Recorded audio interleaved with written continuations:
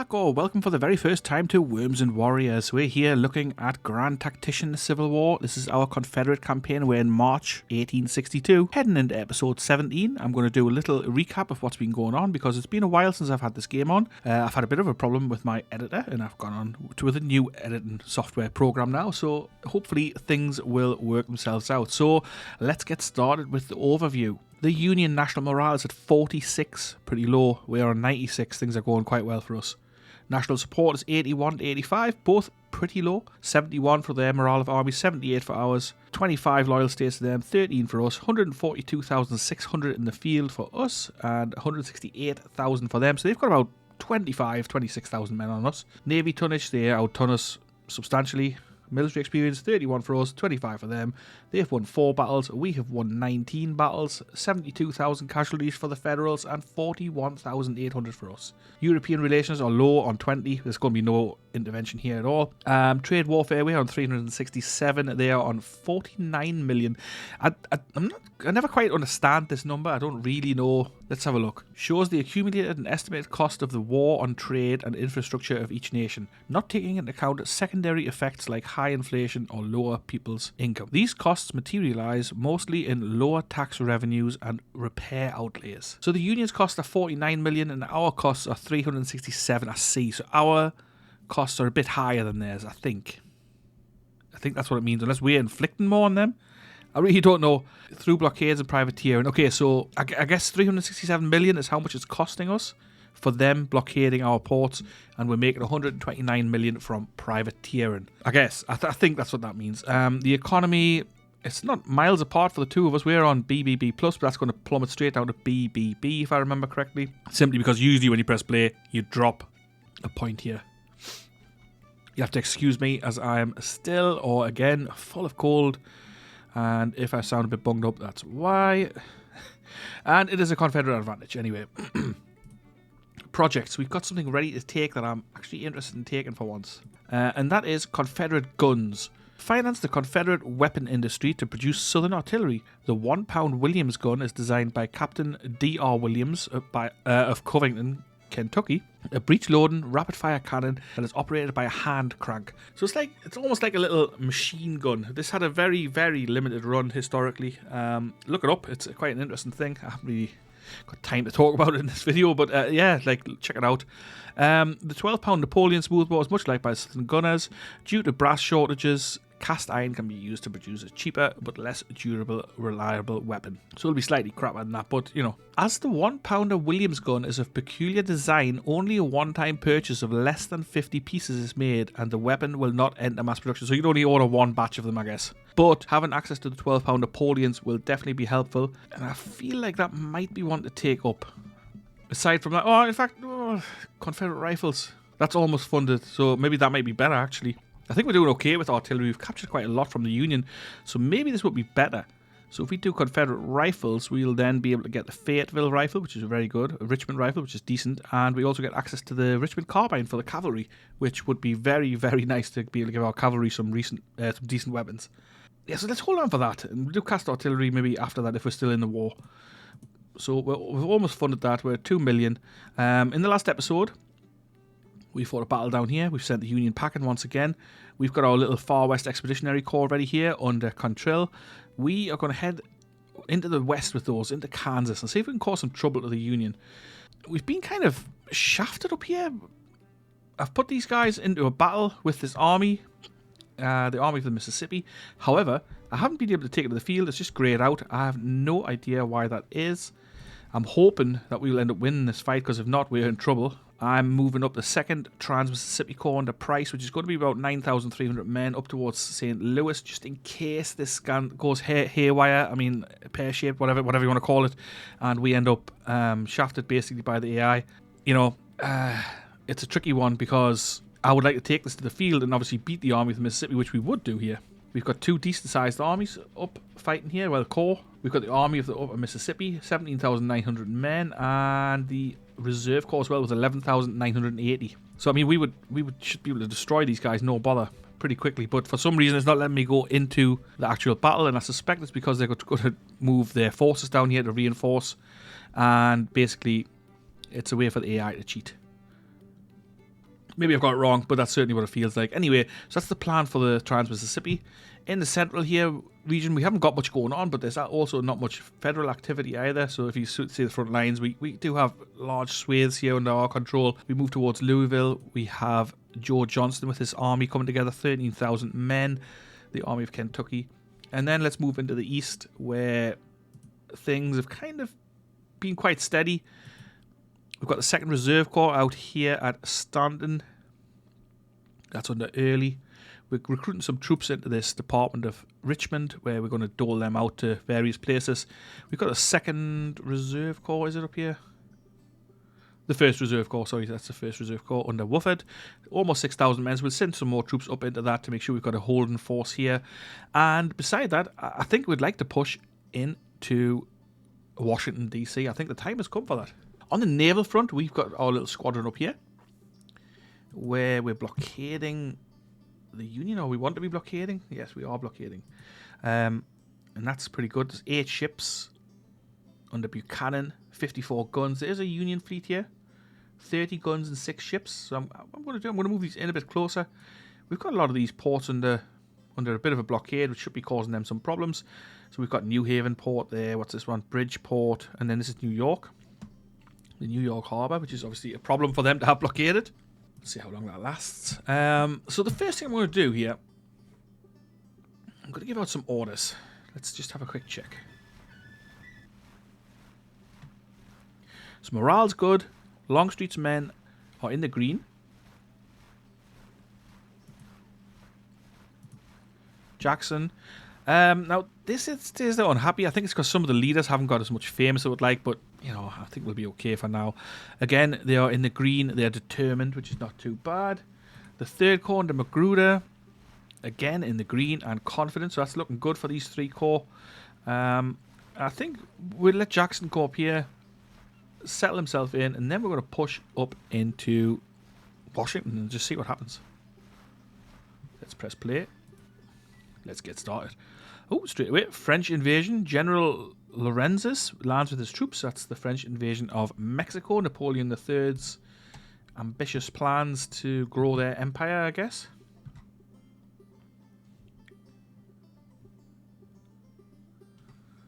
Yeah, so they're routing away here. Excellent. That was from the last battle.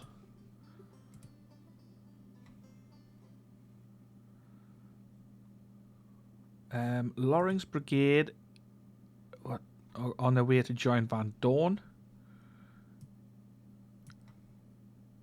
1 day away. Price's Corps waiting on a couple of units to join them, so 3 and 10 days, which will bring Price up to a decent size. Van Dorn's army here, it's pretty small.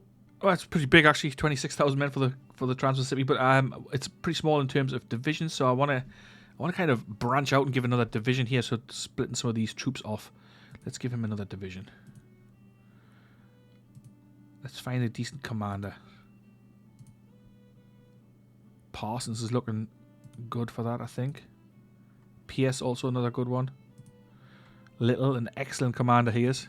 Von Bork, he's a viewer unit commander, so I'm going to leave him where he is. Slack's looking good as well. I'm going to go for Parsons, so Parsons is going to get this, not Allen. Let's replace Parsons here. Parsons, sorry. See, we've got a decent colonel. James McCown, not very good. Ooh, some pretty limited choices. Whiting, well, not great. He's looking a bit better. Trappier, let's put him in. Okay, so we've got Trappier in there. And let's replace him with McBride. McBride. Parsons, even, sorry, Parsons. And let's build this together. Let's move some troops across.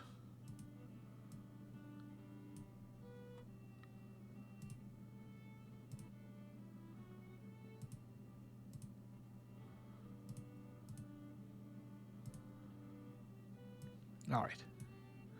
That's a bit better.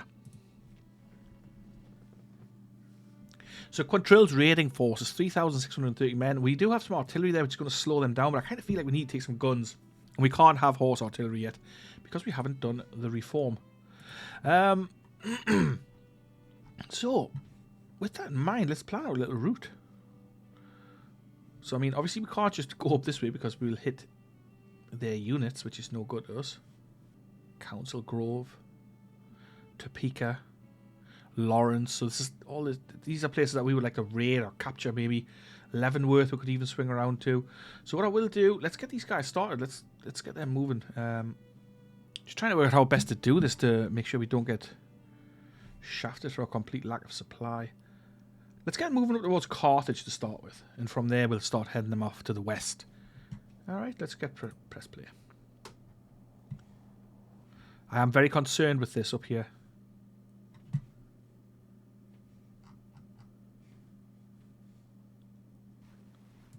And it's still winter time as well, I've got to remember, so things are a little bit slow. Glorious victory at Rock Island. The Battle of Rock Island Sound has ended with the Long Island Squadron 3 retreating. The engagement was a remarkable strategic victory, with the enemy fleet steaming for safety. One ship's been sunk, one ship's been captured.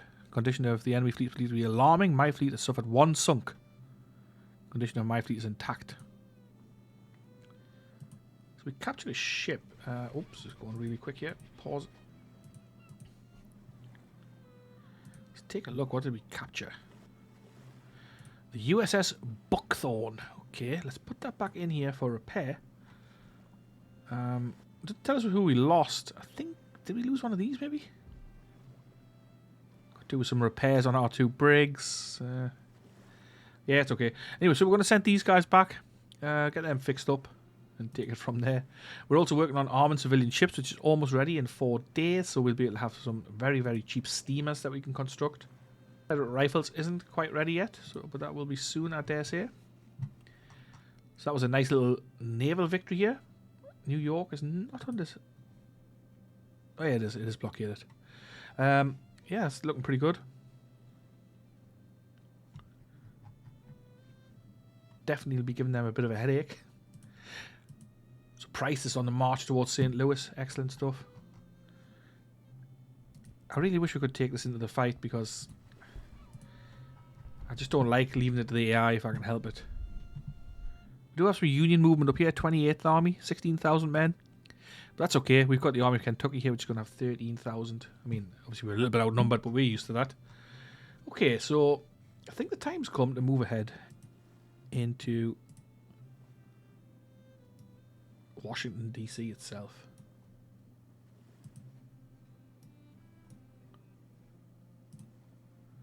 So we're going to move our 3 corps up.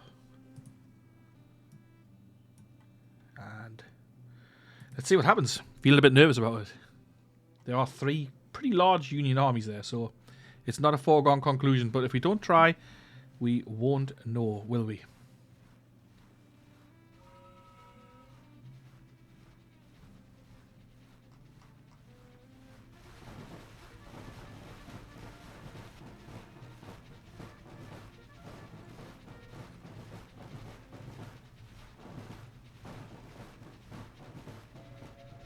We're blasting up there as quickly as we can.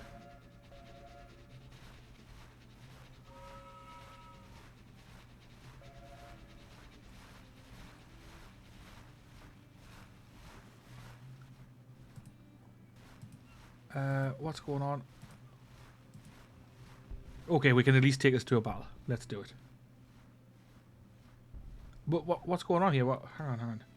This is why is it 7,800 men against 13,400? I don't understand this at all. It doesn't make any sense. I don't want to fight like this. I don't want to fight 7,800 men against 13,000. Why would I want to do that? I'm going to save it and I'm going to take it to the battlefield. I'm going to see what happens here. Because this is... I feel like it's the AI being full of bullshit. Right, so I've just let time go on a little bit, and now this is more like what I was expecting. So let's take it to the field. I don't really understand what the AI is playing at here. I don't know why it's going like that. Why it won't let why it won't resolve the fights properly. Why is it even going into that siege mechanic in the first place? I mean, I might be missing something obvious here, which it wouldn't be the first time, but it just seems a little strange to me. But we've got a nice big fight coming. Fight for Washington. If we can get a win here, that'll be a big, big bonus and a big downer for the Union for sure. Okay, so our scouts report the enemies near Washington, District of Columbia. Our armies preparing for battle. Department of Pennsylvania, again under Patterson. How has he not been replaced? With the strength of 0 men and 0 guns, the enemy army is green. How? And broken. Okay, this is just... I don't know if there's something gone wrong with this game somehow, but it seems messed up. So we've got Magruder in the field. Let's set him up here for now. Come on, this let's check order of battle. Why have we got... So we've got all 3 corps, but... Oh, there they are together. Jackson and Magruder here. And Longstreet on the left. So I don't really understand what's happening. I don't quite get it. I'm a bit confused. It does happen occasionally that I become confused, but, you know. Alright, so let's just see what's happening here. Come out to this HQ view. We can actually already see them as well. What's this saying? So it says they've got 14,000 men, and we've got 53,000. I mean, we should be able to wipe these guys out, more or less. What we'll do, we'll swing Jackson around, see if we can hit them in the rear. Magruder will strike along this way, and Longstreet will go head on. Hughie's here with his guns. I dare say we've got no shot going. Usually that's the case. Let's just move them up a little. Nah, I can't see anything. Can't. The trees are in the way. Not much better there either, to be fair. We'll move the guns up a little and see what presents itself. Let's see, then Ewell's division. Yep, there you go, sir. Hill's division. I like we've got some of those classic commanders going. I like that kind of thing. We've got some cavalry here as well. So the cavalry, I'm just going to keep them in reserve for now. They can shore up wherever needs to be shoring up. Wheeler with the Styrian Panthers, another viewer unit. So we're into Withers here. This is Longstreet's division still. Let's move Withers up a little. Hard fighting men, these guys. We've got the Royal Black Watch. Another viewer unit. Alright. Gruder. Penda's division over there. Let's get Tribute. Is it Tribute? Do we say that? I think we do, but I don't know for sure. Let's get his artillery on there. Decent guns.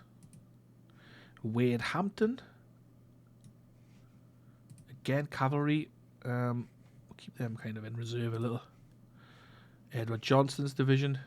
They'll swing around on that road as well. Jackson's division up here. Got Samuel Cooper with his guns. Let's get them positioned on this road. Got Kemper's division, a large division. That's 7,500 men. Hill's division, 4,000 men. Let's get them in position. Small cavalry division under Stewart.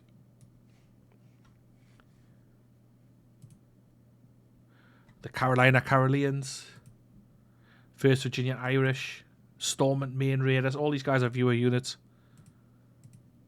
Ohio Outlaws. Nice. They've been doing a lot of fighting. So Lee's not on the field for some reason. I don't really know why. I presume maybe Longstreet's in charge here, but who knows. Right. Let's get... So we start at 1730. I mean, I'm going to assume most of the fight is going to happen tomorrow. But let's get started. Okay, so first orders, we're going to move Jackson's division. I'm just going to leave a pause for the moment. So let's get Hill's division, get them marching along this road. Cooper and his guns. Let's swing these guys up around this way if we can. Maxie Gregg is going to go with the guns. I'm going to set up here. Kemper with his large division. Going to slot in here. Pender. Let's move these boys up. Let them all link up. Wade Hampton. Now these guys are on the road, which is handy. However, this is a small, very small division. 3,000 men. So maybe we'll have Edward Johnson move up here instead. Withers. I'm going to move the guns up into the centre with the cavalry behind. Ewell's division coming up, and Hill's division also pushing up. So we're going to be quite aggressive here. Let's press play and get going.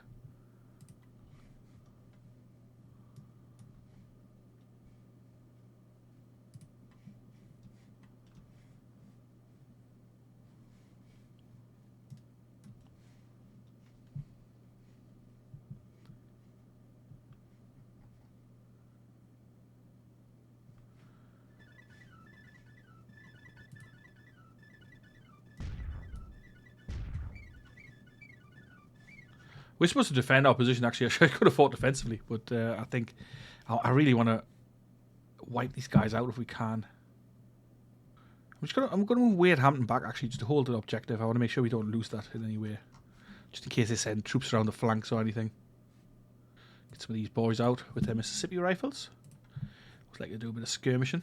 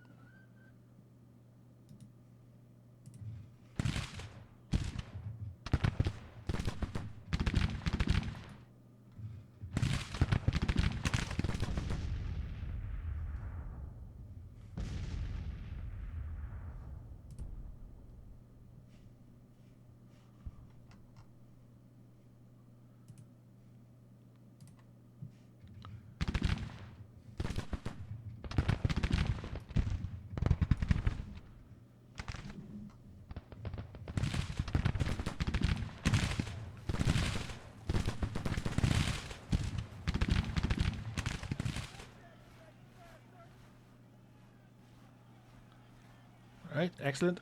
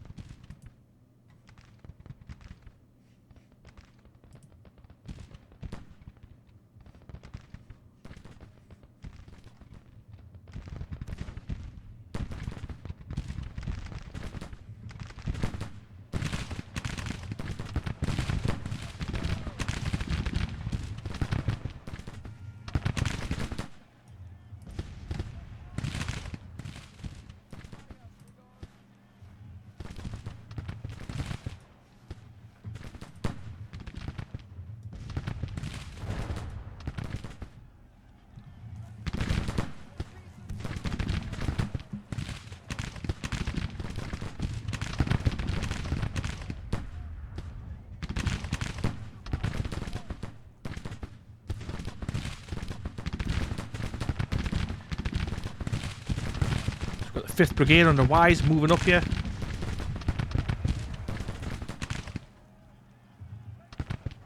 The end of the first day, okay.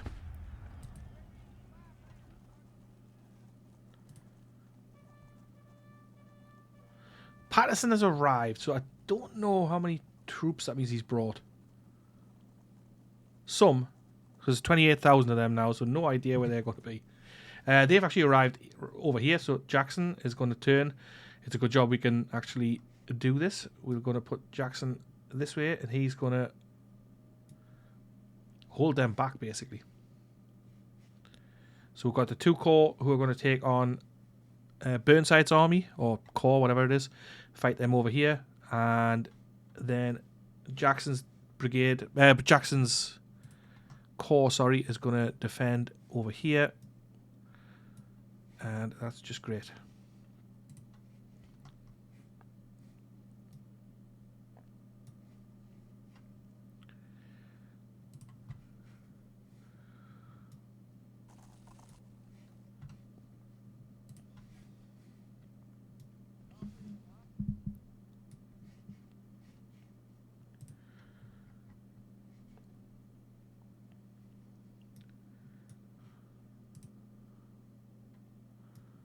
Alright, so I'm pretty happy with this actually. At least Patterson's here now. These guys should be pretty low on morale, so we'll see what happens with that.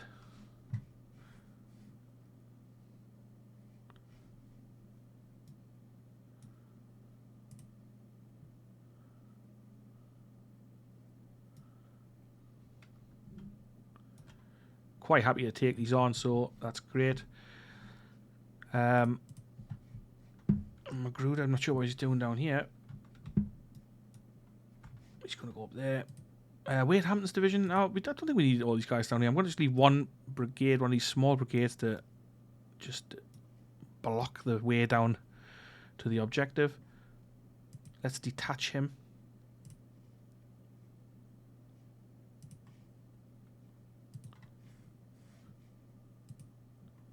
The rest of Wade Hampton's guys can be in reserve up here.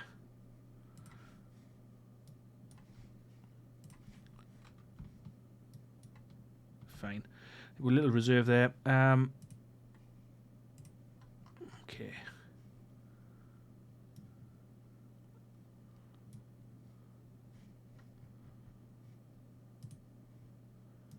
Just like trying to neaten this up a little bit because it's a bit of a mess.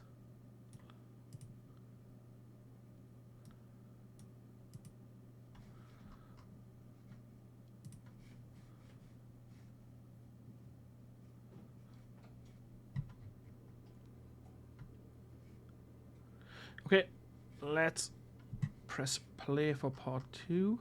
Day 2 even. Actually what I'll do, I'm just going to build some little defenses here. Nice. So we'll just get our guys behind that, give them a bit extra cover.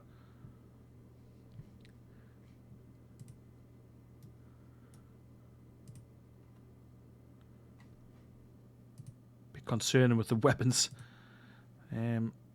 Put them on here because they are rifle armed.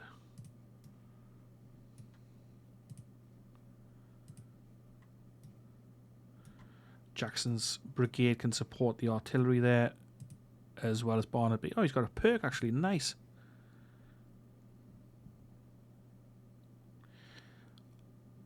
Let's give them sharpshooters. I like that.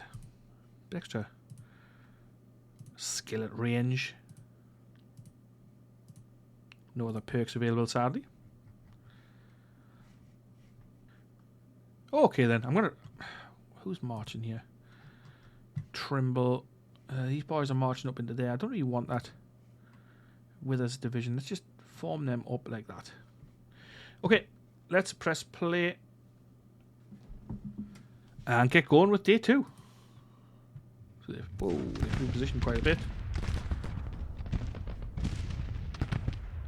Whoa, what? I'm not sure what's happening here. We've kind of just spawned right in the middle of them, which, you know, is bullshit.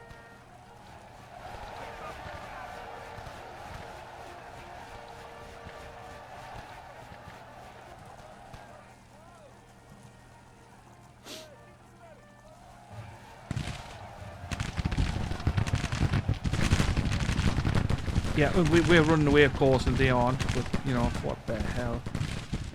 But then that's this game for you. That is what can happen in this game. So the next day started, and somehow none of our guys realised that we're being deployed right on top of the enemy, and we're still just marching forward into them because that's just what you do, isn't it?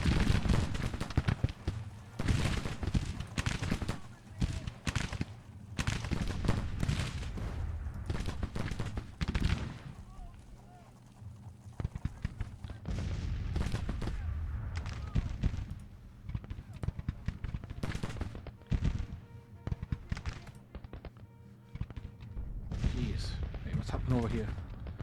They're just marching around us. Okay, so they weren't even there at all. Honestly, this game, it's just... I just don't get it. I just don't get what the... Who thought that that was a good idea?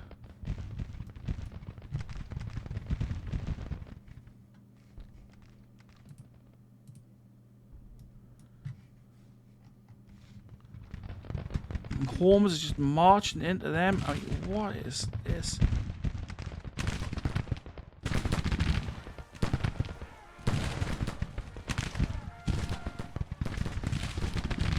It's just infuriating.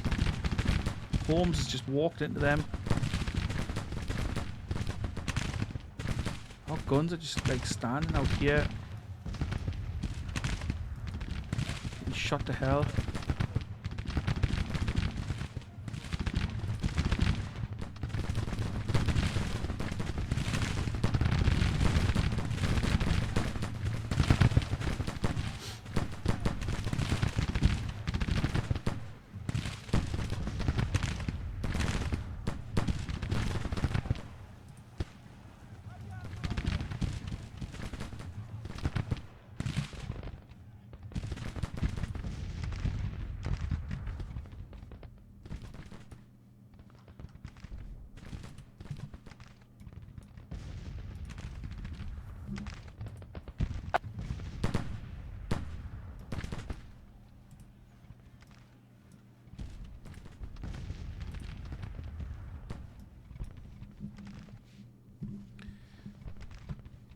Yeah, it's things like this that really kind of ruin this game for me.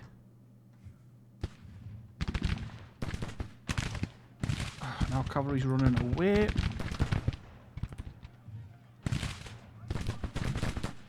Infantry running away. Holmes, because I don't know what the hell he was playing at.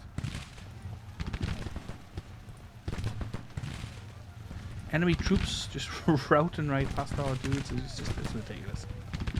Honestly, it's just crazy.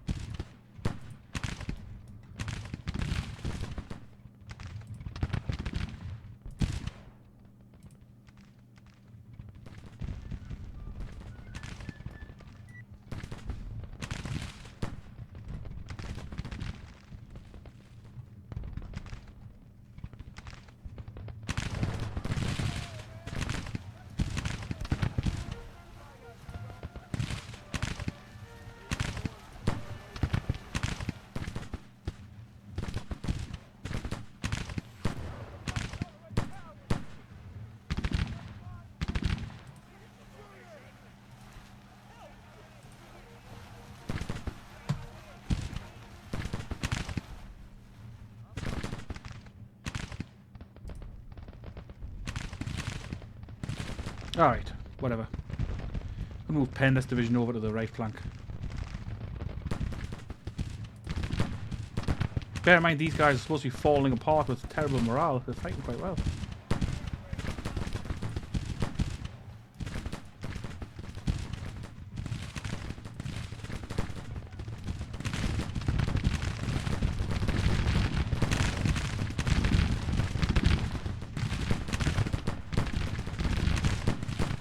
Our guys are not.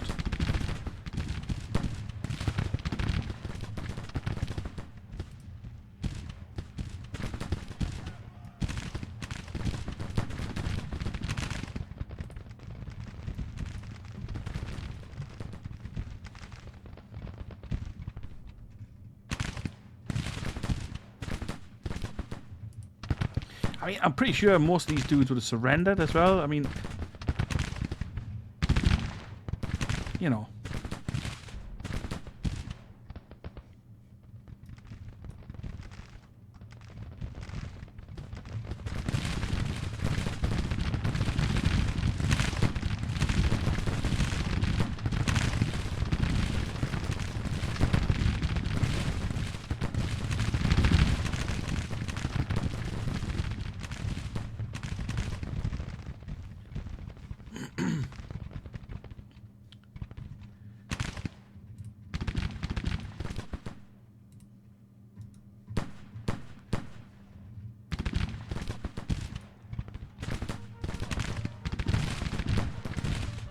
Okay, so they're running. We just want to make sure that they don't reform or anything like that.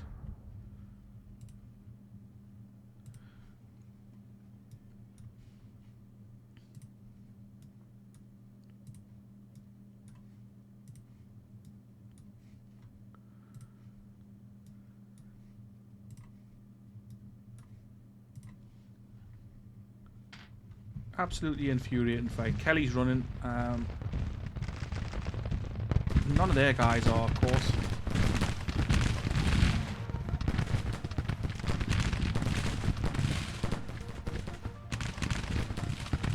Despite being outflanked. Terrible morale.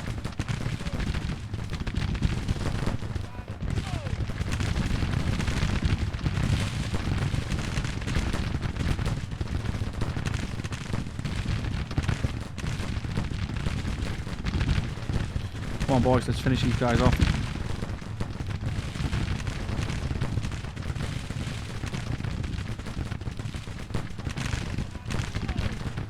Not even flashing these guys. Hundreds of casualties. No problem.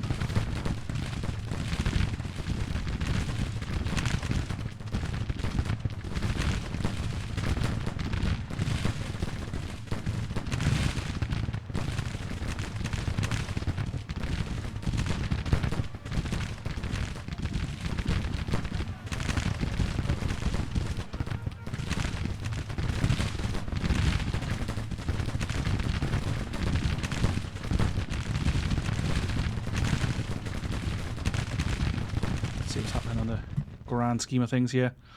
Some of their guys have reformed, I mean, obviously. Because that would absolutely happen.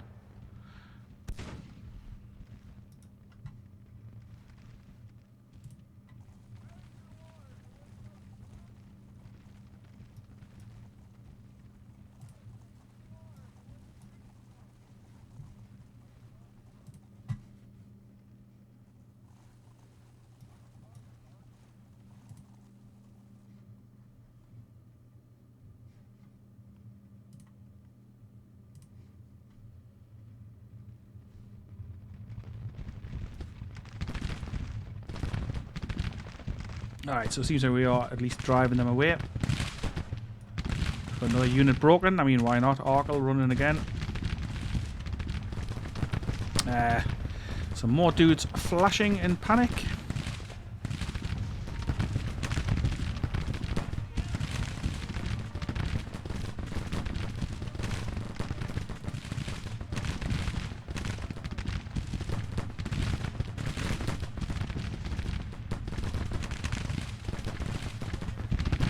Come on, Thomas, you'll be fine.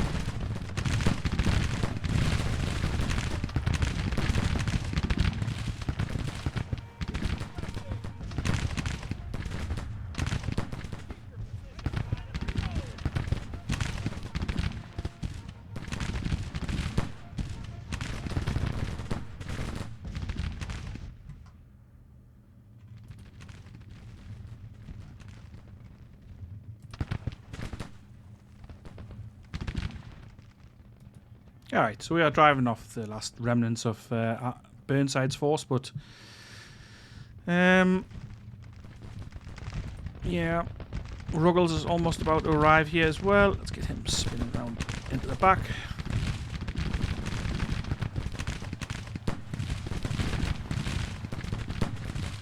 I want Wright to move forward, take a bit of pressure off, but he seems to be too into the idea.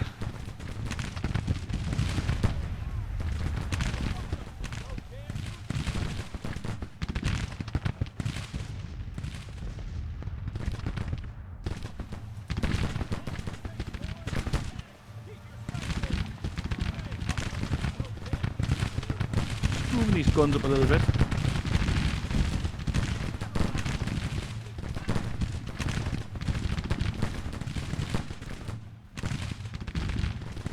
I suppose we have to remember that these federal troops are defending Washington here, it's their capital, of course.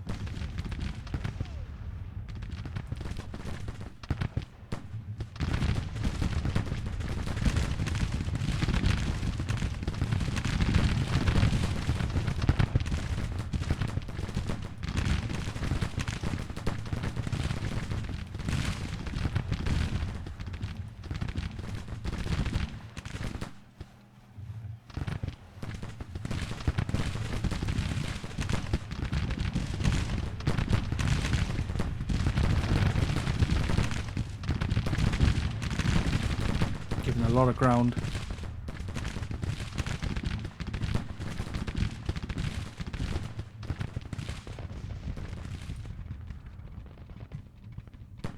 Just want to make sure nobody's forming up over here and coming down for a little counter attack. Seem okay.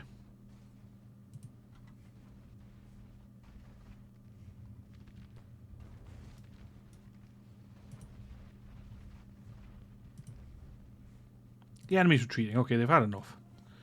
It was a frustrating fight, this. The second day was, you know, I don't really know what they got out of that. The AI. It just ruined the fight, really. Speed it up. Ah, how cavalry ran away from a routing unit. Why not?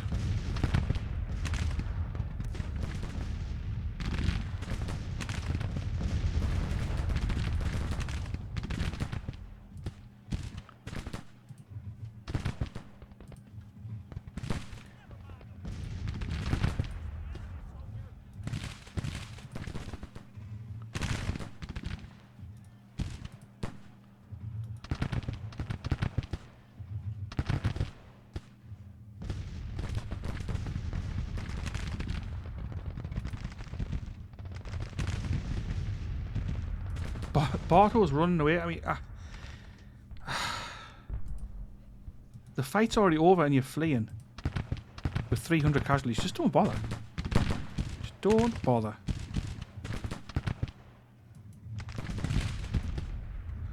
Right, that wasn't great.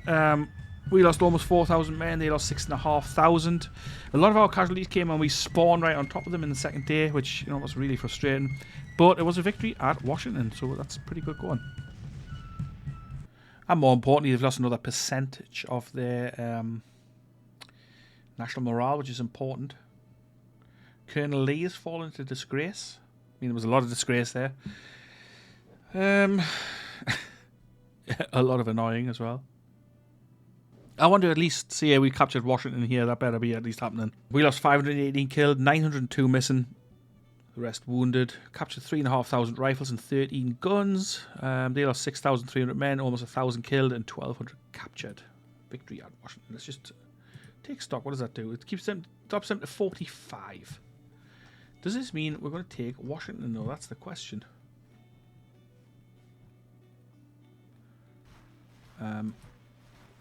Surely we are, but I mean, our guys have got skull and crossbones bullshit going on here. Let's just, I don't know. Weapons, what have we got? Let's see if there's anything obvious. Some 10-pounder parrots there, nice. I think we had 1,200 of them anyway, so we've got 100 Springfield rifles. Some muskets, but, you know, well, muskets is better than nothing, I suppose. And some of our guys were still armed with mixed muskets, so at least we can get rid of some of those. Let's have a look. Right, yeah. Let's give them Springfield muskets. Hood. Yeah, they can have Springfield muskets as well if we've got enough. We haven't got enough. Okay, well, that was short-lived.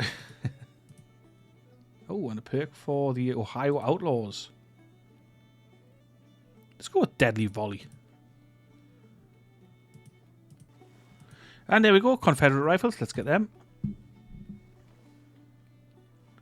And let's increase weapons production. What about it?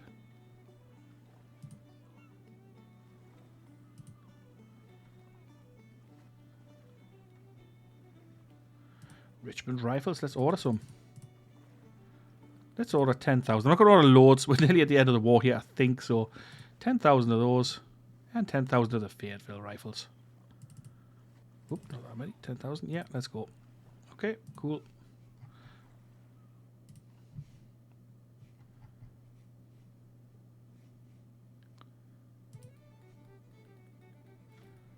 And let's see what happens here with Washington, D.C.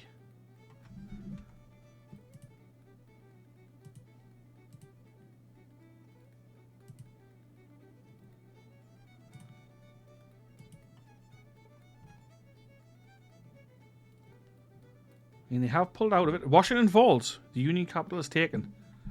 Northerners in shock. Yeah, no shit. Ah, and we've been engaged with a battle here straight away. So, McDowell's come at us. The Second Corps has low morale. But the rest is okay. There's only 24,000 of them, so if we can beat them off, that would be very, very nice indeed. And we'll do that in the next episode. I hope you enjoyed this one. Join us for the next episode next week. Hope you're having a great day, whatever you're doing. And I'll see you in the next one. Ta-ra for now.